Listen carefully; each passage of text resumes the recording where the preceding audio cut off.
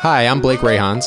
And I'm Stacey Mallon. And you are listening to the Optimized AF podcast. We know life is hard. We're here to make it simple.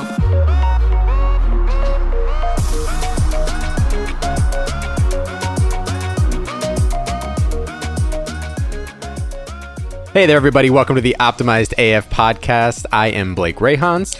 And I'm Stacey Mallon.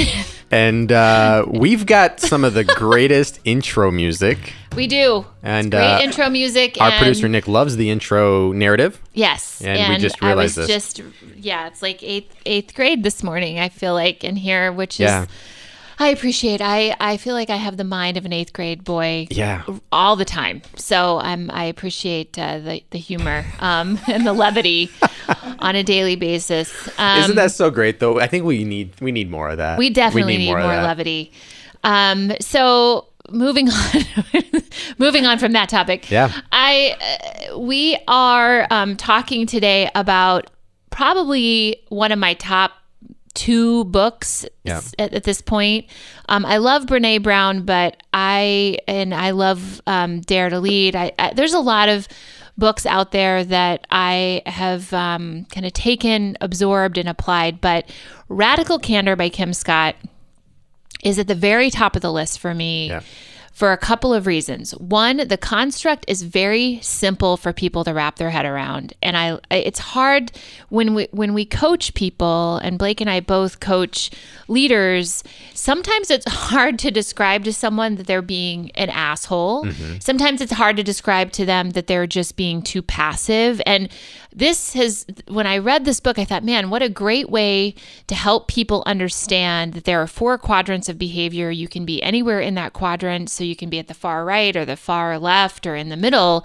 But it helps me explain to them how they are either being effective or not being effective. Mm-hmm. And it totally aligns for me on a kind of a philosophical level on how I do think we should lead, which is I do think challenging directly is the best way to get the results that you want for your business, but it's also kindness. Challenging directly is kindness. I always use the euphemism of if you have something in between your 2 front teeth, is it kind to say something or kind to just let somebody walk around like that? For me, it's kinder to say to someone, hey, you have something in between your teeth. Absolutely. It's not comfortable for people to do that, but it's kinder. More kind. And then just caring and being compassionate for people. And I think that is something that has always been maybe a downfall for me, that I have been in maybe the bottom left quadrant or bottom right quadrant for Radical Candor. So as you pause, as Blake says, pause the podcast and kind of look. We don't have a visual. This is a podcast. So by definition, there's no whiteboard. But there are 4 quadrants to Radical Candor that we're going to talk about today. And I found myself because... we can try to pop that up, though, in the video portion of this. Maybe we'll overlay pop a little visual. Yeah. But I think for me, I've always struggled with, I do believe in being kind and being compassionate and being connected to people. So I have fallen in the trap of not being direct with my feedback. Is that ruinous empathy? Yeah, ruinous empathy. Yeah. So what we're describing, go look it up, but there's two axes, and it's a 2x2. It's a classic, 4 quadrants, square, 4 square, whatever you want to call it. But the 2 axes are challenging someone deeply and then caring for them personally. Challenging them directly, caring for them personally or caring for them deeply. And I agree with you, Stacey, that even when you challenge someone directly, I would argue that the axis actually overlays, because you are caring for someone when you challenge them directly, and you want to see them grow. You want to see them overcome something, or you just simply want to see them get the damn spinach out of their teeth, right? Yep. That's the same thing. I'm sick of staring at it. Sick of staring at it, and I don't want you to go into that meeting and be embarrassed. That is not. Here's a classic one. Like the little food in your teeth, I think it's just, some people will hesitate, but the bad breath one, right? Mm-hmm. That one just seems to be like, nobody wants to be like, here's some gum very passively, versus, letting someone know the halitosis could peel paint, but yes. In any case, the concept of the Radical Candor was that, and if you're not familiar with Kim Scott, she's got a wonderful story of how this sort of came to be. There's 2 key points of her story that resonated with me. Was one, when it was very quickly relate to her. She talks about a story about her on the streets of Manhattan, and she's walking a dog. So I'm not going to tell the story, but you can go look it up. The other one is about her time at Google and how her boss pulled her aside. And I'll tell a little more about that for the context of the podcast, is that the boss pulled her aside after a really great presentation. Went really well. Bosses, CEO, founders were all blown away at her presentation. And the boss pulled her aside and says, "Hey, let's take a walk with me back to my office." And she thought, "Okay, well, that's interesting, but yeah, look, what you're gonna tell me how great I did? What's going on?" And this is Sharon Sandberg, right? Or Sheryl Sandberg. Sheryl Sandberg was her boss at the time, and said, I believe that's right. Maybe I'm getting it wrong, but told her, said, "Do you realize that you say every 2 or 3 words?" And she brushes it off. Kim Scott brushes off. She tells a story how she's like, it's a little tick, verbal tick. It's fine, whatever. And then she pushes harder because she challenges directly and she cares deeply. And she says, "I can tell that I need to be a little bit more direct with you. When you say every 2 to 3 words, it makes you sound dumb and unintelligent, and you need to work on this," right? And she recommended she work with a speech coach. There's a lot more to the story, and Kim tells it a lot more eloquently than I am because it's her story. But the point is that although that was uncomfortable information for Kim to receive, it was likely to a degree uncomfortable for Sheryl to deliver. The reality is that underneath it all, some people on the outside looking in would say, "Wow, what a bitch. That was like, why would you just tear her apart? She just did a great presentation." When in all actuality, it was the best thing that she could do to show Kim, "I care about you. I want you to be the best that you can be. And here's something that I noticed." Yeah, I read that story as well. I've had a few leaders that have done that for me, and I am so grateful. You're not always grateful in the moment, but in reflection and being mindful about your own growth and development, just have a ton of gratitude, especially when that leader applies. So this is key for me. Especially when that leader applies it equally across the team, because I think sometimes that's not the case. And so it can feel like you're being singled out for direct feedback. But I think those leaders that do a great job of being radically candid across their team, it creates a sense of belongingness for that team as well, that we're all developing together, and that it also creates a situation where the team is more comfortable doing it with each other. Mm-hmm. And I've been on teams like that, and I've been on teams that that's not the case. And, the quadrant that I always laugh about is obnoxious aggression. And she says in the book, Kim Scott says, and I agree with this, that it's actually the second most effective quadrant. Like if you're not going to be radically candid, and this is not permission to stay in that quadrant, I'm not saying that. But I always think of, no offense, I'm not picking on sales leaders, but I feel like sometimes sales leaders specifically will say, "Well, I'm being direct." So, and I know I mentioned Althera a lot, but I'll mention it one more time, which is that we had a value around being direct. And I feel like the salespeople sometimes leverage that and said, "I'm being direct, and so I'm following our value system." And it was always hard for me to say to them, yes, you're following it's called constructive confrontation was our value. We had all of our values had C's. And when I got there, I was like, constructive confrontation. That's an interesting way to put that. Confrontation to me has a negative connotation. Mm-hmm. So it was always, the duality of that was interesting to me. But they would always say, "I'm following our values. This is constructive confrontation." And so I would always come back to try to redirect. Constructive is you're being destructive. It's destructive confrontation, right? And so I think it's really in the same spirit of radical candor. That was the spirit of that value, is that the whole intention is to be constructive, meaning being compassionate with your feedback, having it come from a place of positive intent. So I would say that that's sort of a flavor that I've added to this premise as I've described it to people is, if you go into it with positive intent and you're direct and you are listening also to the person that's in front of you, because I think how do you convey compassion? Yeah. And part of conveying compassion is listening to the other person as well. You're absolutely right. And for me, the precursor is that you have to, it's the caring part of it, right? If I was going to put one of these axes in the 2x2 over the other, it would be that the caring personally, caring deeply is the critical factor that has to happen before you can be super direct and challenging with someone. Because to your point, when we're challenged, when we're given that constructive feedback, as we like to call it, right? If you don't think the person truly cares about you, your defensive walls go up. Exactly. You start to say, who are you to do blah, blah, blah, and you get angry about it and everything. But if you already know ahead of time that this person comes to you from a place of positive intent, to your point, Stacy, and I mentioned I wouldn't go into the story, but the Kim Scott, her story on Manhattan. Okay, so I'll go into a little bit of it. She starts talking about how a complete stranger talks to her about her dog and how she's raising the dog, and the dog is unwieldy and jumps out in front of a cab. She saves the dog, by the way. Punchline. Go to the story. Dog survives. But she says how the guy starts off. He says, "I can tell that you deeply love that dog, but if you don't give it some boundaries, you're going to kill it." But he starts off in a way that grabbed her attention and let her know, you know what, he understands and cares about the relationship between me and the dog. Bad example. Listen to the story. It's got more context. But it's ruinous empathy was where she was. She loved the dog, but she wasn't being direct with the dog. And so that actually, for me, translates to a lack, dogs is a good example, like structure.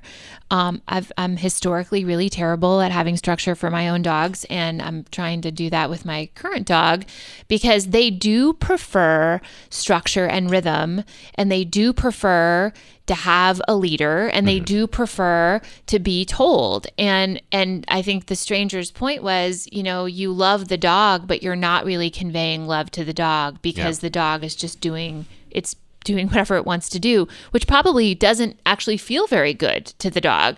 So I think it's how that translates into leadership. So that quadrant, I think, is where a lot of people live, is that ruinous empathy. I'm being kind, I'm being nice, but they're not really being direct. And obnoxious aggression is obviously the opposite of that, which is, a lack of kindness, and manipulative insincerity. I mean, for, as you may be able to tell by the title of that quadrant, is hands down the worst place to be. If you can think of people in your life, I can right off the top of my head think of a couple people that it is, there's not kindness and there's not directness. And so this really what we call passive aggressive behavior. Yeah. But it's passive aggressive behavior with no positive intent is really what it is. It's ill intent and being passive aggressive is really the worst. That's the worst. I think that people that sit in that quadrant frequently are really in it for purely their own interest, and they are trying to kind of pull the strings in a situation that works in their favor, and are not in it to really understand how everybody can walk away with a mutually positive, beneficial situation. And we can all think of people in our past that fall into that category. Absolutely. Yeah, that was one of my favorite parts. When you hear Kim talk about the story, she talks about how when she put the quadrant together, the 2x2, that originally she named it like the asshole quadrant. And what she realized is that when people looked at that, then immediately what they wanted to do is they wanted to put a name in there. That's Bill, that's Susie, that's Karen, whatever, And that was not her intent. What she wanted people to realize is that all of us, at some point, go into each one of these four quadrants. And it's not about the person or the name, it's about the interaction and the conversation. And that if you take the approach of looking at this 2x2 and saying, okay, in that interaction, was I in ruinous empathy? Was I actually exercising incredible radical candor? Was I being the asshole? That's what she was intending for. So I think it's important to mention that if you research this, if you look into it, and if you think that it is something that you can take an intentional approach to adopt it into your own life when you're working with your team, when you're working with clients, anywhere in the workforce, anywhere in your personal life, it applies all the way around with interactions, is try not to peg yourself in one of those quadrants, try not to peg other people in one of those quadrants, but instead look at an interaction and say, was that interaction in one of these four? Which one was it? And how do I make it better to try to have more and more of my conversations, more and more of my emails, more and more of whatever it is that I'm connecting with someone, be in that top right quadrant of radical candor. I care personally and care deeply about this person for the benefit of wanting them to be the best that they can be. And therefore, I am going to challenge them directly to help them grow. I think it's a great team exercise. So here's an option I think to take away. And I've done this with teams, and I think it's really helpful. I agree. Blake's right on point around don't pigeonhole anybody into any particular quadrant. But I think for yourself, it's very valuable to understand where your default fallback position is. And what's even more powerful is to share that with your team.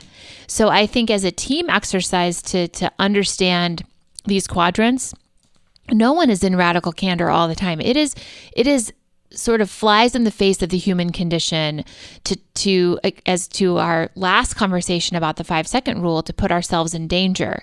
And it is pure vulnerability to be in radical candor, because in the example with that was given in the book with Sheryl Sandberg, she was the leader in that situation. So I think sometimes that's a little easier being the leader than it is being a peer, or harder still, if you're the one that's being radically candid with your leader, that can be very uncomfortable and scary. And so your brain goes to, nope, not going to do that. Not going to put myself at risk. So 5, 4, 3, 2, 1 to our last episode, go and say it. But again, I think the whole point is positive intent and walk through that conversation in a really authentic, honest way. But I think that it's really powerful for a team to understand where someone's default position tends to be, so you can hold each other accountable. I think it's also radically candid to say to someone after a meeting in a one-on-one, probably is the most appropriate.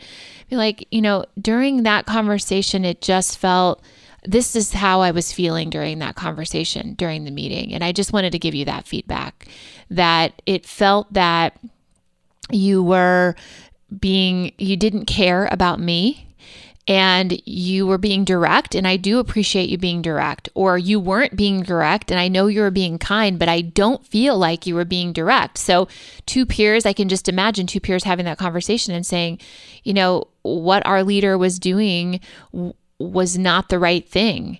And I put myself out there, and I didn't feel like you were being direct with your feedback. I think that's where teams really galvanize, to use their, our trite the swear jar. That's where teams really come together, is those hard conversations with each other. Yeah, there's something I love everything that Stacey you just said there, and I want to pick one thing out to highlight it for the listeners there, and it's something that I adopted, and you touched on it, and I'll just add a little tweak to it. When you pull someone aside, when you have the opportunity to do that, something that I implemented in the past, not every time, but I'd say when I felt it was necessary, is I would preface every one of those conversations with the clear statement of saying, hey, I've got a little feedback. Are you open to hearing it? Yeah. Ask for permission. And I would welcome the conversation in to have them say, you know what? Maybe in 5 minutes, which I had one person one time say, like, hey, you know what, right now I'd actually rather, can I go get a coffee first? And then, I do want to hear what you have to say. That happened to be the situation which you described, where I wasn't giving feedback to a peer or to a subordinate. This was to someone who was above me in the organization. Excuse me. But I think Blake is about to die. Drink your water. Taking the opportunity to ask for permission to relay that feedback is an important step in letting the person know that you're on that path with them of caring personally, right? You think about, what are the subtle things that you can do, either verbally or behavior-wise, that let the other person know that you're coming to them from a good place. And that's going to be different for every interaction. It's going to be different for a subordinate. It's going to be very different for a peer. It's going to be extremely different for a boss. Right. But how you do that, how you let them know. The guy on the street, he started off with a simple statement of, I can tell that you love that dog a lot. Mm-hmm. That was his way. Complete stranger, sure. But I would encourage leaders who are listening to this to start off, actually anybody, it doesn't really matter, but when you're going to give someone feedback, see how that works out. Say, hey, you know what, I've got a little bit of feedback based on XYZ, the meeting, the presentation, the whatever. And I just want to, is now a good time? Are you open to hearing it? That might go a really long way for people in having that information received. That's a great tip. And I agree, it develops rapport, which we've talked about a lot. And when you think about this in your personal life, we always talk about our children, but I'll give this example. Kids can sort of blow you off. And one really great tool that our family therapist gave to me a while ago was that appealing on a personal level, especially to teenagers who their frontal lobe is me again, is, if you ask your teenagers to do something and they don't do it, which happens all the time, instead of coming at them and being obnoxious aggression. So again, just going right back to the quadrants, you can yell and scream and pitch a fit. Where is that anger coming from? Number one. And that anger is coming from you feeling like they don't care about you. So it's just saying that. It's saying to them, hey, it feels like, well, again, go to ask permission. Can I talk to you about something? This is something that I think we need to have a conversation about as a family. And is now a good time to talk about it? Because teenagers, again, they're on an emotional roller coaster, and sometimes they may say to you, no, I don't really want to talk about this right now. It's just you remembering to follow up with them and actually having the conversation, because they'll avoid it because it's uncomfortable. Absolutely. Like, it's uncomfortable for your parent to say that they're disappointed by something that you did. So this is a complex situation with teenagers, I feel like. But, can we talk about this? And then saying it feels like you don't care about mom when you just dismiss what I asked you to do. And, I want to talk to you about that because I don't want to come home and get upset at you. I don't want to come home and have our first interaction be, anger that something didn't happen. And I have two choices in that moment. I can just do it because I'm sick of telling you, or I can get mad at you. There's actually 100 choices, but these are two options that I tend to default to.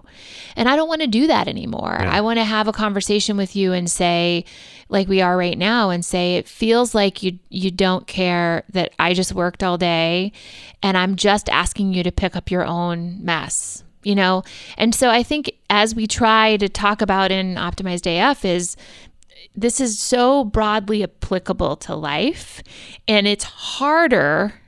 It's hard in business, but I feel like it's almost harder, as many things are, with those people that are closest to us, including our children and our spouses or significant others, our moms.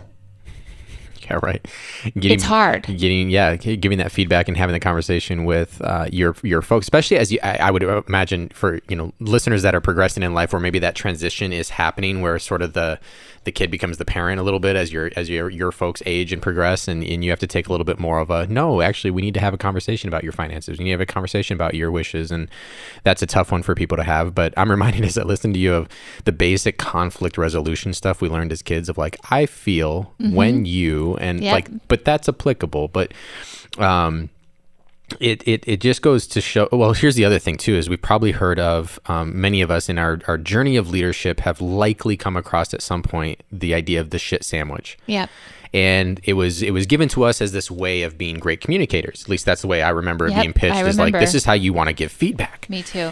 This great idea. You want to really butter them up with this really sweet thing on one side, and then give them the real shit in the middle, and then you want to give them some good stuff on the end, and that's supposed to leave them feeling really great about the interaction. I mean, I've applied that. I think sometimes it's worked. I think sometimes it didn't. I think most of the time, the reason it worked was actually not to do with the fact that I gave them this really good thing and then a crappy feedback and then a good thing to leave them good. I think it really only worked because at the very beginning of it, before we even got to the shit sandwich, was the fact that this person knew that I cared about them. Mm-hmm. So at that point, no matter how I relate it, I could have taken off both ends of the bread in this metaphor and just given them the hard feedback, and it still would have been received, because what I did, and I didn't know this at the time, this was early on, is I had conveyed to them already through my actions, my words, how I treated them, that they knew that I cared about them. So no matter what I gave them, whether it was praise or constructive feedback, criticisms, is that it came from a good place. And so the idea of the shit sandwich is I don't think it's fundamentally broken. I think that the idea of radical candor is a much more effective way of describing what is really happening in those interactions that let someone receive the information and apply it in a way. It's that you've not masked the feedback with, buttering somebody up on both ends. It was that you showed them and you relayed to them that you coming from a good place of care, and that I'm not going to beat around the bush. I'm coming right at you. Come at me, bro. Right? Like, yeah, come with it. Come with it, and don't beat around the bush. That's the other thing I would encourage leaders to do, is just stop thinking that you're protecting the person by not giving it to them straight. And if you've done the work of caring about your people, I've talked before on a previous episode, I'm real big on what I call the 4 L's: love, learn, listen, and laugh, every single day. I think that applies to business and personal life. And the love part of it doesn't get talked about in business as love, but it's about caring, or in this case, radical candor. It's the caring personally access. You've done that work, then don't demean that work by then beating around the bush with someone. That's why we talk about that, or I should say Kim talks about the axis of challenge directly. At least I'm inferring that what she meant by putting directly in there is go right at it.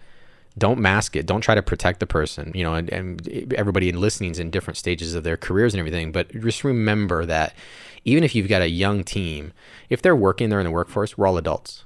They can take it. And guess what? They need to know that information. I had such an incredibly bad experience leaving my last company with the fact that when the conversation was happening, and the conversation was relayed to me, this is someone that I actually believe did care personally for me and truly did. But the way that the conversation happened with why the decision was made and what direction the company was going and this and that was done in such a beat around the bush. I'm afraid to have this conversation. I know it's not going to feel good for Blake. And so they didn't want to have it. I understand that from their perspective. But at the same time, it led to me not really receiving the information very well as I could have probably. Yeah. A couple of things about the shit sandwich that one shift is language. And instead of a shit sandwich, it can be, so instead of the word but, use the word and.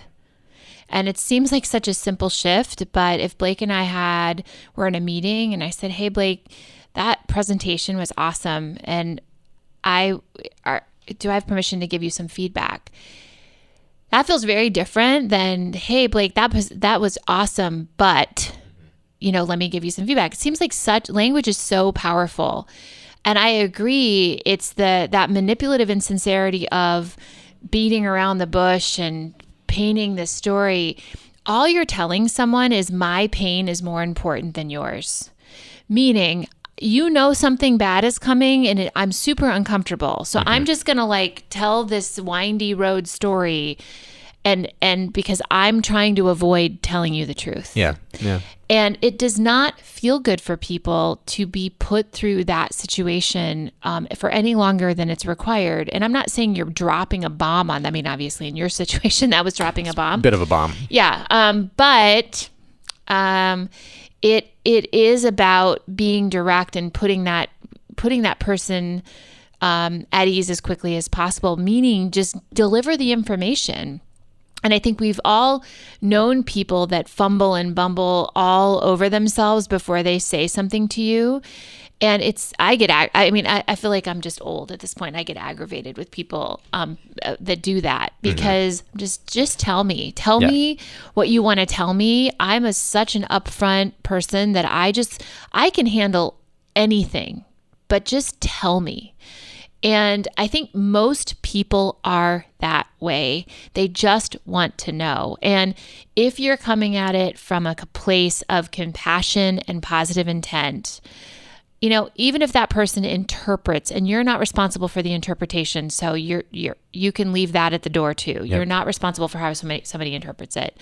But if you are coming at it from positive intent, true positive intent and compassion, and you have a relationship with that person that you have trust, which is, my mantra in life. If you have trust with that person, even if they have a short-term reaction that's not good, I do believe most of the time people process that because everybody processes it differently, and they come back to a different to a place of understanding your intent was positive, and to give them feedback or to give them information or share something with them.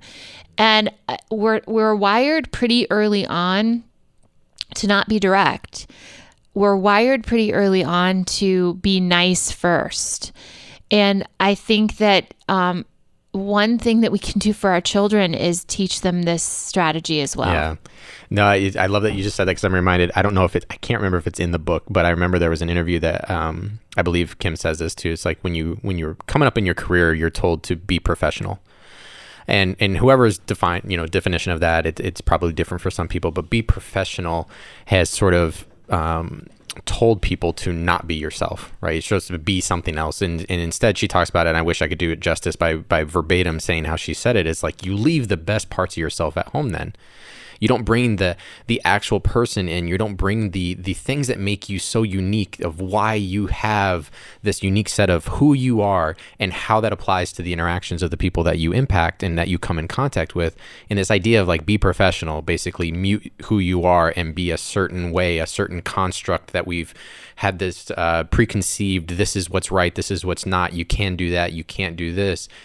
That leaves no individuality to it. And so I love that you said that, because I think, and Kim talks about it, that leaving out the uniqueness that makes you who you are is a detriment to the business. Now, of course, there's parameters to it. That's why we have defined cultures in organizations. That's why we have, for lack of a better word, rules around what is allowed and what is not allowed. And I mean, newsflash, that is different for every organization. There's some organizations. Different. Culture is on both sides of this. Absolutely. Because I can't remember who said this, but I'll say this to the women that are out there. Some of us were taught very early in our careers to be nice, that you're to be a good girl and be nice.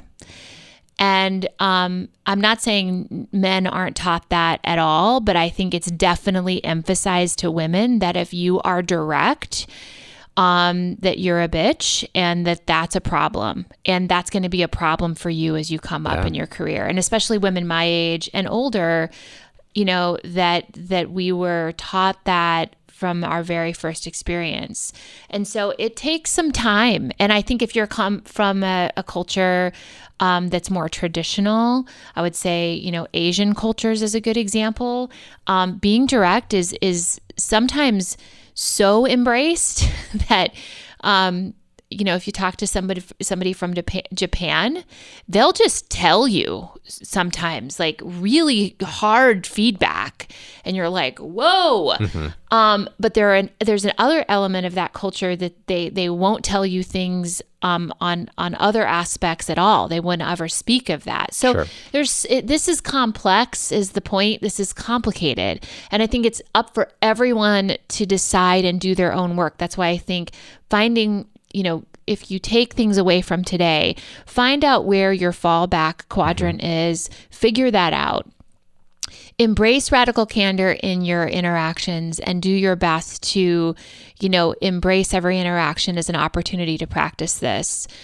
Talk to your teams about this. Mm-hmm. Get feedback from your team and talk to them about how you can more move in this direction. So I don't know what other things you have to share, Blake, but those are my top tips walking away from radical candor. I agree with you 100% that the idea from today, include your team in the process, actually bring the concept of radical candor to the team. I don't think this is something that I would recommend. I mean, you can do it, but I wouldn't recommend any leader take this and just internalize it yourself and then just sort of start to embrace the idea of radical candor alone. Certainly could still bring value to you, not saying that it wouldn't, but I would just encourage you to go further than that, include your team and say, hey, as a collective group, this is how I would like us all to agree that we're going to embrace this concept of radical candor. Let's have a little, book club for the next month. Let's all read this, discuss it. Let's go through the content, and then let's apply this to how we interact with each other going forward.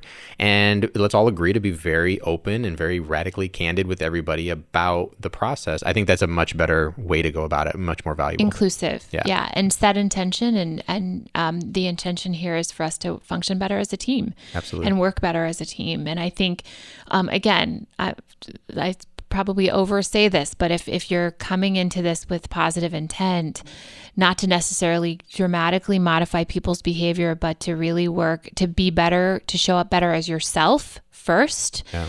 I don't think you can really go wrong with this or the book we reviewed last, which is the 5-second rule. Mm-hmm. So again, if you have books that you love and you feel like optimize very specific aspects of your life, personally or professionally, let us know. Tell us. We'd love to hear from you guys. And I love to consume material. So please tell me. I love to hear from you guys and what you guys recommend. Yeah. So if you're listening to this on, iTunes or Spotify, feel free to leave a comment. If you're listening to this on YouTube, also leave a comment. And let us know, not only to Stacey's point, anything that you'd like us to review or like us to comment on, but also I'd love to really see the comments of if you're a leader of a team, or even if you're just, a wife or a husband at home, how you've applied the concepts of today. You'll see the last week's episode and this week's episode, the theme here is that we've taken these concepts that we have found to be in the theme of optimizing and evolving some aspect of our lives, but are very, very simple, right? You talk about the 5-second rule, you talk about the 2x2, the quadrant of radical candor. These are incredibly simple concepts to digest and to apply. There's a lot more behind it, and that's what we love about how these were presented in these books, is that it was a lot of work that these two women, in this case, these two authors and thought leaders, did to come up with these things. Yet the way that they presented them was in such a way to make it applicable and digestible, I'll use the word again, to everybody, the masses. Doesn't matter where you're at in your journey, was impeccable. And I really appreciate that from both of them. So tell us and give us feedback. We love to hear from you guys. So with that, we'll wrap this episode of Optimized AF, and appreciate and so grateful for you tuning in. Absolutely. Talk to you next time. Hey guys, thanks for listening to our show. You can find Blake and I on social media channels at Blake Rayhans and at Stacey Mallon. Be sure to follow Optimized AF on Instagram and rate and subscribe to this podcast on iTunes. See you next time.